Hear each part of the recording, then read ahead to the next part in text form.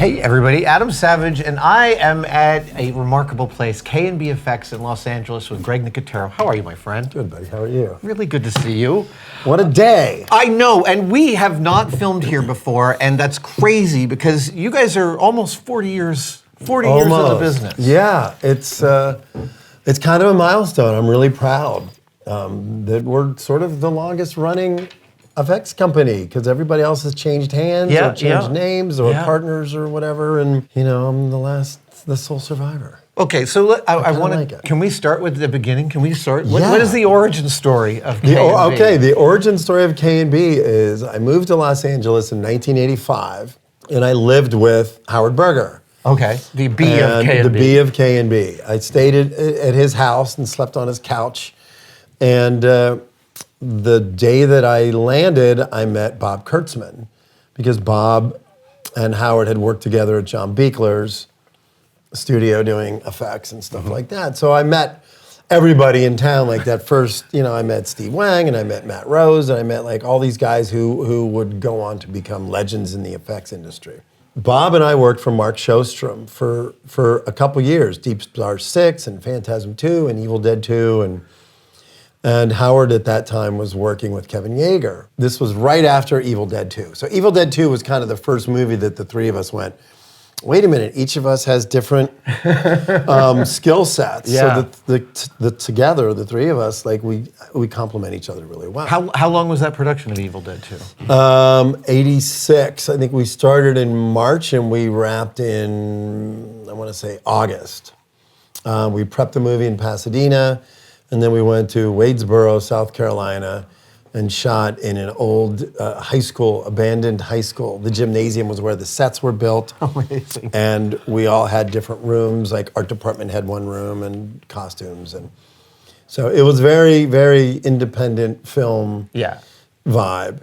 And it was still one of the greatest experiences because we just were all young and I think we were all, in our early 20s. Yeah. So we wrapped that movie, and lo and behold, Scott Spiegel called and said, hey, I got this movie that I'm going to do called Intruder, and I need makeup effects, and, is there any kids you could recommend? And I said, well, dude, we'll do it. What the hell? So that was our first job, was through Scott Spiegel, who wrote Evil Dead 2. So, the Evil Dead universe is very, very responsible for the creation of KNB, and that was 1,000 movies ago, and I don't know how many TV shows, and it's really hard sometimes for me even to remember everything that we've done because we were fortunately very prolific. Right. And we hit right at the right time. If it would have been a year later or a year earlier, I don't know if it would have been the same, but we started in '88. And by 1990, we had worked on Dances with Wolves, the biggest movie at the time. Yeah. So we made that jump. I forgot how huge that production was. Huge. And we were building Mechanical Buffalo. Wow. And I was in Pierce, South Dakota, filming with Kevin Costner. And nobody, back then you never really thought about, is this movie going to be a hit? Right. You're just happy to get hired. Exactly. You're like, fuck, now I can make dinner tonight. So, we sort of really got lucky. I mean, the first big thing actually was a movie called Gross Anatomy. Okay. It was a Disney movie about medical school students. And we went in for the interview and we met Deborah Hill, who was the producer, who of course produced all of John Carpenter's movies back in the day. And she said, oh, I hear from George Romero that you were a pre-med student. And I said, yeah, I was. Interesting. So my pre-med studies helped us get Gross Anatomy, which in turn, when we had the meeting with Kevin Costner, and he looked at our portfolio, he saw the autopsy cadavers we had done, and he went, these are beautiful. So they hired us to do Dances with Wolves. So a lot of it had to do with, my relationship with George Romero, and he had passed on to Deborah Hill that, this guy Greg, so weird, it just kind of all, still happens. That shit still happens to me. You've done Tarantino's films? I mean, there's so many different intersections. How many formulations for blood have you guys come up with over the Well, years? honestly, we stuck with the Dick Smith formula. You did. Because that is and always was the best. So when we did Day of the Dead, which was my first job, I got hired as Tom Savini's assistant. I had met George at a happenstance meeting at a restaurant in Italy. Unbelievable. And I was 15 years old. And I said, hey, you're George Romero.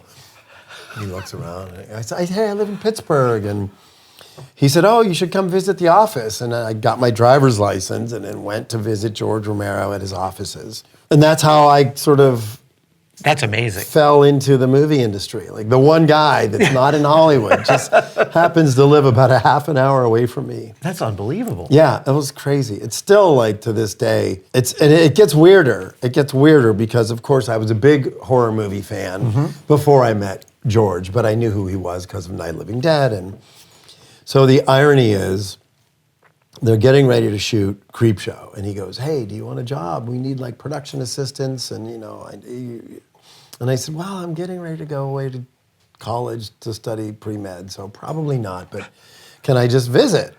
He said, sure, just come visit anytime you want. So I would go and visit the set of Creepshow. That's where I met Tom Savini. Right. The irony is, a couple years later, after Day of the Dead, I have a little office set up in my basement in my parents' house, and there's a picture of Freddy Krueger on the wall, and there's little movie posters, and there's one poster of Creepshow. And I'm filming it with my Beta camera, which is famous. And I'm filming the Creepshow poster, and I say, Mom, Dad, someday you're going to see my name. Cut to, What? 2018, and I'm the showrunner on Creepshow, and there's a movie poster out that has my name on it in Creepshow, and I'm like, holy shit, like, how did I will that into being?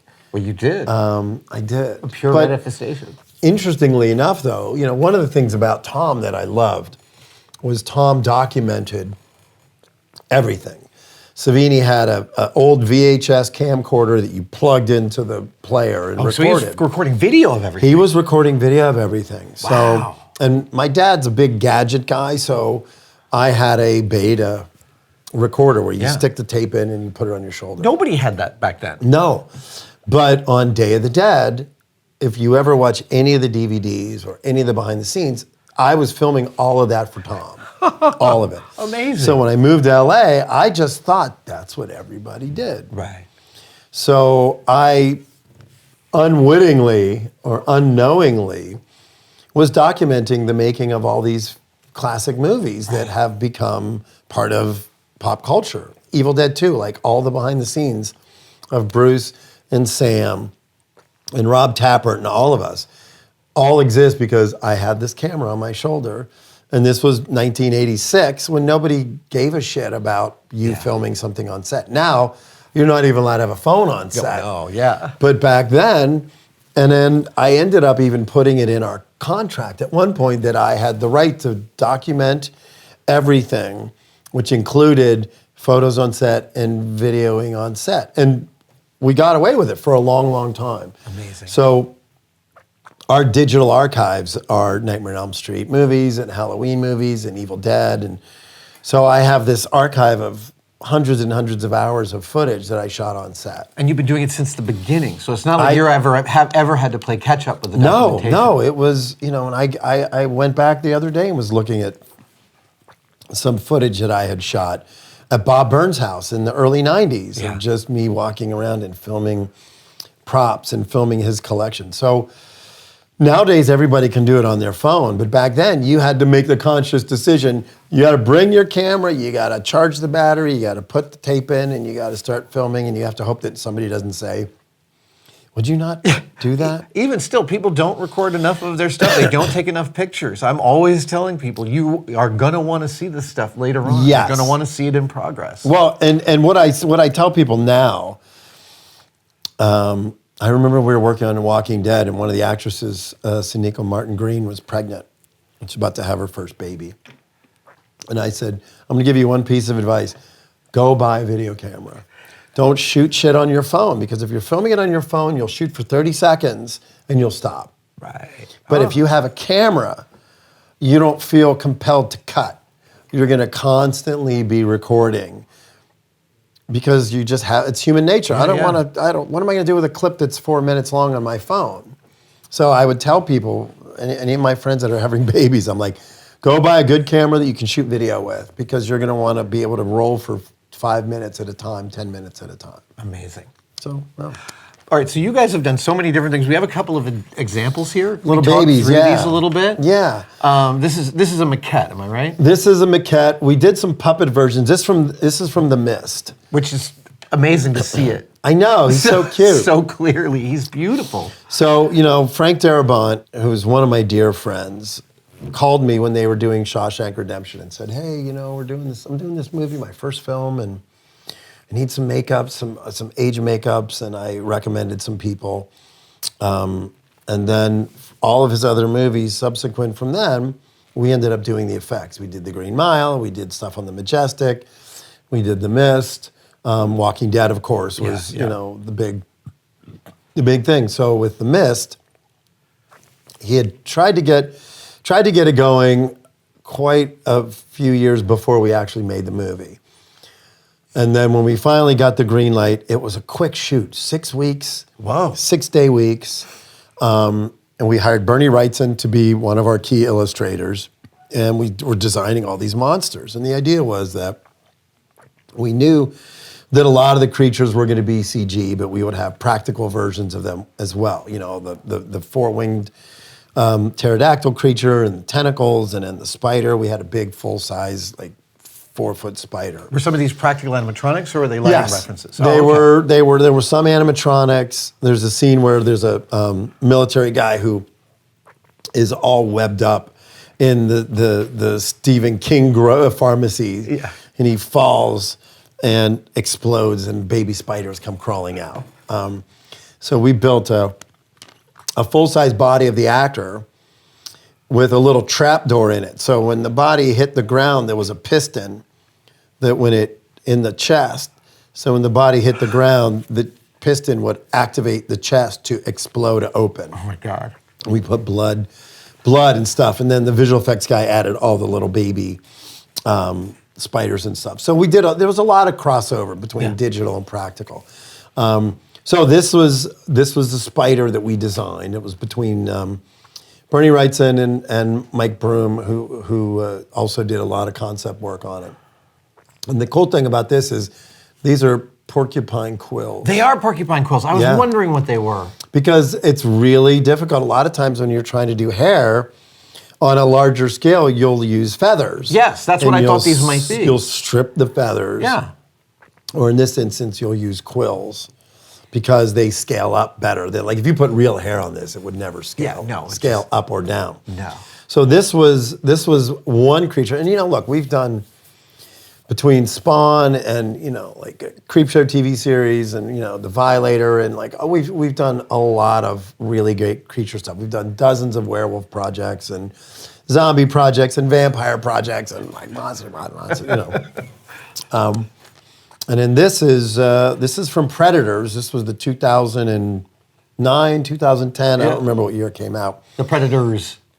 Predators, which is a tremendously underrated movie, in my opinion. I totally agree.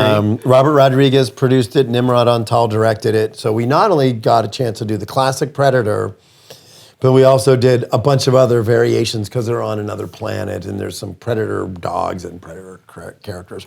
But what was fun about this was, and I remember saying when we were prepping, when you do a Indiana Jones movie, or you do a James Bond movie, or you do any movie that has an iconic character in it, and then you go back 10 years later, those characters age. It's just human nature. Sean Connery gets older, Harrison Ford gets older. When we did this, we were able to duplicate the classic Predator, perfectly. It was identical to the original one. Yeah. I had worked a couple weeks on the original Predator when they did reshoots here in Los Angeles. So I had pictures of the original suit, and a couple of the guys on my crew were part of the original crew. So we were able to deconstruct, how they made the original Predator, and then build a new version that mirrored that one Exactly, and it was fun. I mean, it was like you get to deconstruct these classic iconic characters, which I feel like is all I ever do now. But you also come to it as from being a fan as well as the artist. Oh yeah, right.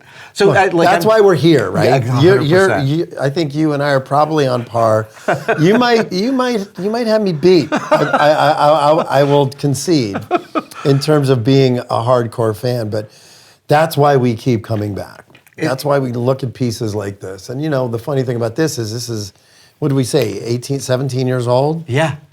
He looks great. He's in pretty good shape. Of course, to me, I look at him and I see a lot of the foam rotting. And so you were saying off camera that this is because you're using different formulations of foam these days. Well, here's the thing, foam latex in the 70s and 80s was R&D foam and Charles Schramm, right? Schramm. Right. Those were the two big foams. And then I want to say in late 70s, there was McLaughlin foam. McLaughlin foam was a foam that like Dick Smith used.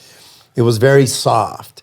And what you do is you whip air into it that makes it softer. So when you glue it to the actors' faces, it moves. It's more supple, like Amadeus. Think like Amadeus and F. Murray Abraham. For creature effects, you want the foam to be soft, so you get more movement from the mandibles and the face. And even secondary movement, right? Like as much as you can. Like these are not foam latex. These are polyfoam. Okay. But what we learned on set was if you take a bucket of water and you soak these in, stick them in the bucket of water and squeeze the air out, the water adds mass to them. Oh. So then all of a sudden they swing. They don't swing like pieces of aerated foam. They swing because they have water in them. Oh, which that's was like cool. a weird happy accident. You do that during the takes. So to get a piece like this to move realistically, when you're whipping air into the foam, you whip more air into it. Right. So it makes it softer because that means that there's more air.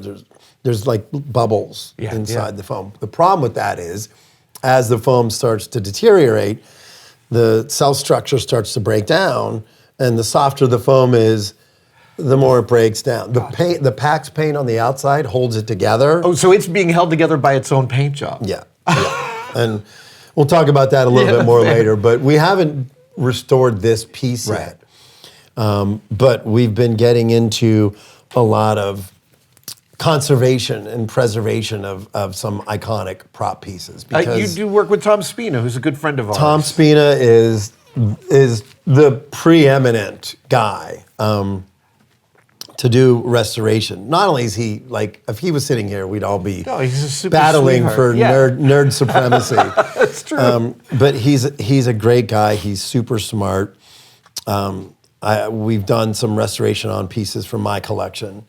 And one of them, when I was working on it, I was sitting here, when the shop was closed, doing restoration and conservation on it. And I would call him and go, hey, how do you do this? And what's the best way to do that? And because, knowing that you don't want to alter it significantly. There's a lot of different collectors who have different opinions of, like, do we strip it down and make it look like it looked the day they brought it to set? Right. Or do you preserve that this is the original paint job, so you don't want to fuck with the original paint job.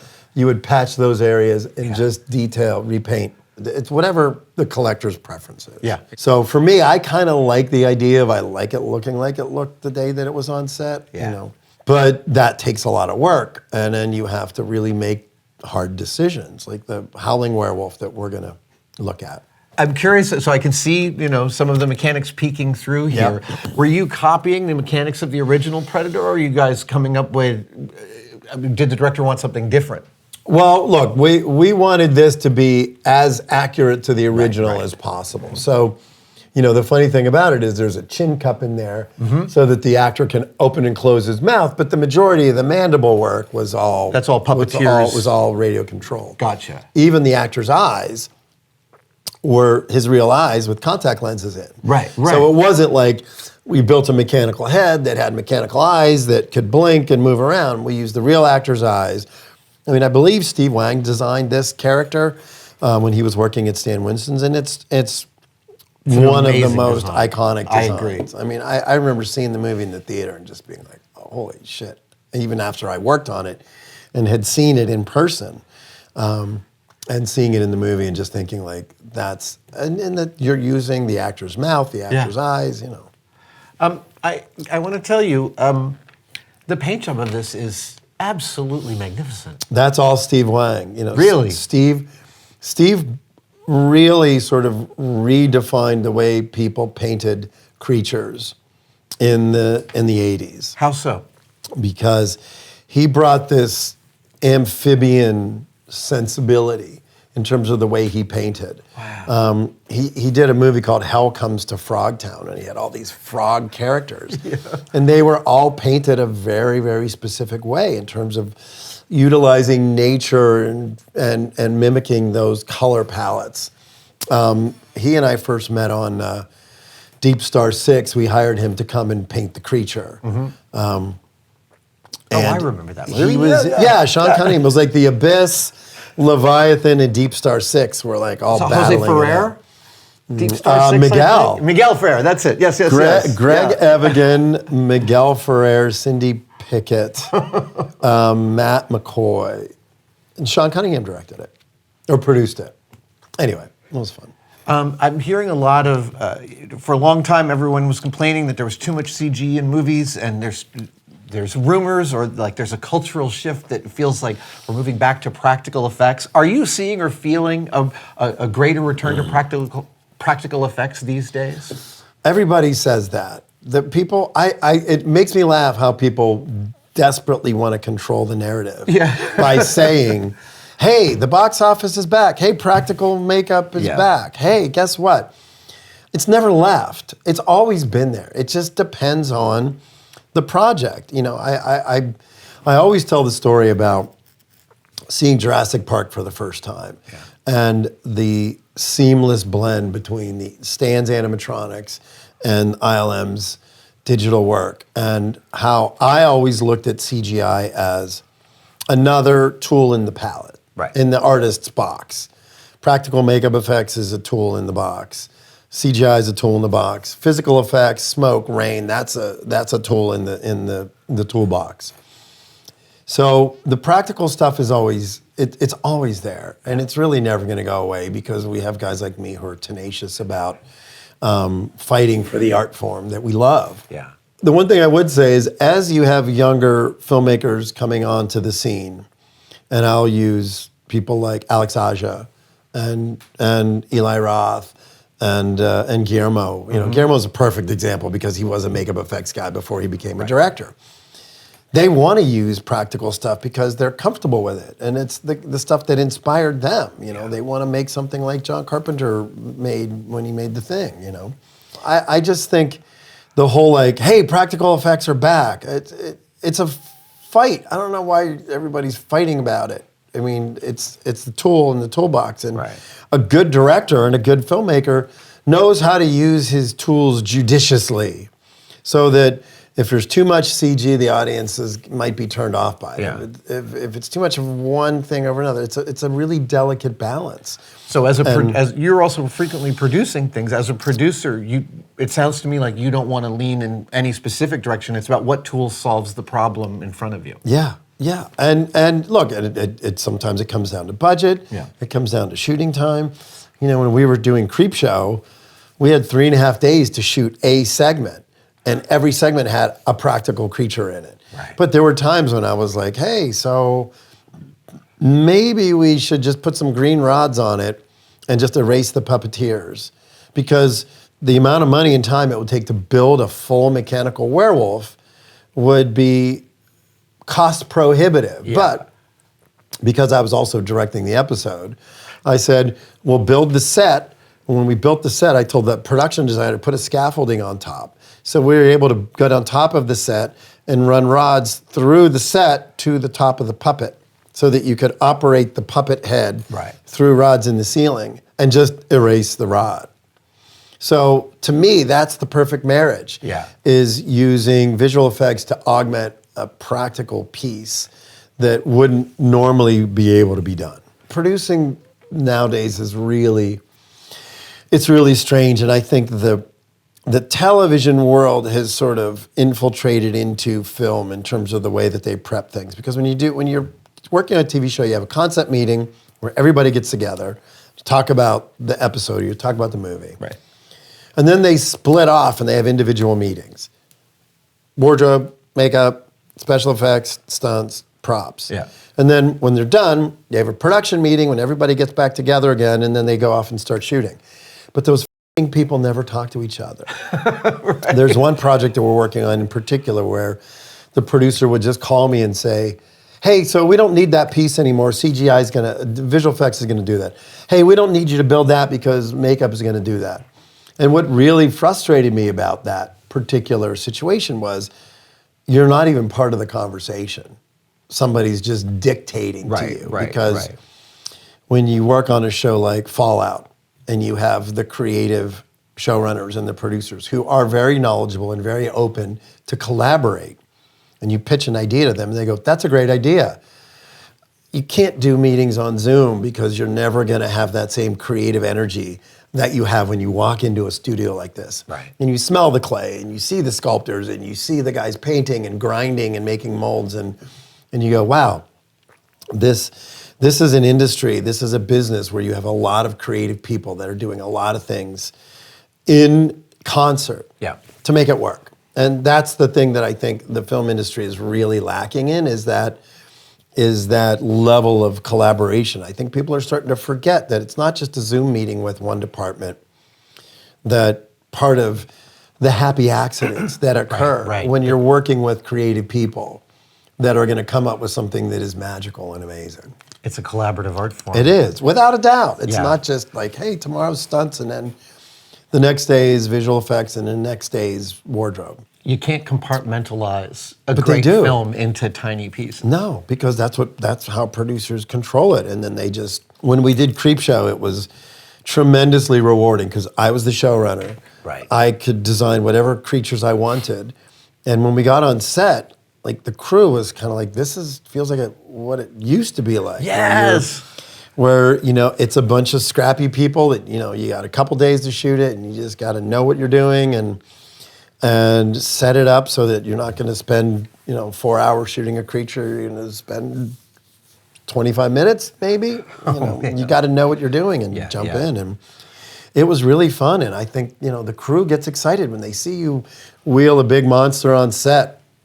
Right. Everybody wants to stop and go, oh, that's cool. Wow, that's really fun. It's a great energy on the set, right? It is. And that energy pervades the actors. How many times have you had actors say, I don't want to act to a gray ball. Yep. Like, or a cardboard cutout with a tennis ball on it. You're going to get better. When we did The Mist, perfect example. When we did The Mist, we had practical stuff there for everything. Right. And it was there not only to facilitate the shots that required that puppet, but when you have an actor there or a performer who needs to react to something, they're going to get a chance to react to something that's tangible to them, not just like, oh, here's a cardboard cutout. And we can still react to it 17 years later. 17, just don't touch it. It it might fall apart. Greg, thank you so much, man. I really appreciate you kidding? you talking about this history. Wait, we're done? Amazing. No, we're done for this one. We're going to shoot some more.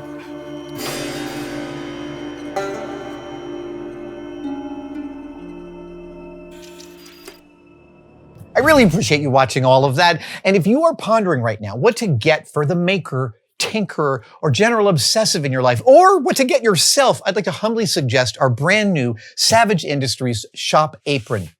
Its predecessor is one of the most popular things we have ever manufactured, and we are still selling them, but now we've added to it. We've simplified it, we've lowered the cost, and we've made an entry-level apron, still manufactured in the United States, still made of upcycled materials, and I swear this might become my new daily wear. Get yours today at adamsavage.com. Yeah, there we go.